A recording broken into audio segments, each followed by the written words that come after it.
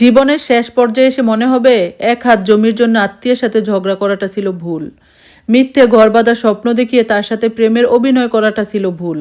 ক্ষমতার দাপট দেখিয়ে দুর্বল প্রতিবেশীকে হ্যায় করাটা ছিল ভুল। দুনিয়ার মোহে সম্পদের পাহাড় গড়াটা ছিল ভুল। উপরের সিঁড়ি তৈরি করতে গিয়ে বন্ধুর সাথে প্রতারণা করাটা ছিল ভুল।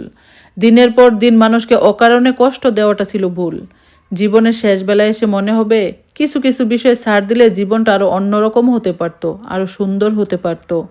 অনেক টাকা রোজগার করতে না পারলেও জীবনে খুব একটা ক্ষতি হয় না। টাকা দিয়ে সুখ কেনা যায় না, আর অন্যকে কষ্ট দিয়ে কখনো ভালো থাকা যায় না। জীবনের শেষ প্রান্তে এসে মনে হবে মানুষের দোয়া আর আশীর্বাদই সবচেয়ে বড় মূল্যবান সম্পদ, যা আমি অর্জন করতে পারিনি। লোকের শ্রদ্ধা ও ভালোবাসা না পাওয়াটাই হবে জীবনের সবচেয়ে বড় আফসোস। অভিমানের কষ্ট ছাড়া একটি স্বাভাবিক মৃত্যু হবে জীবনের সবচেয়ে বড় প্রাপ্তি।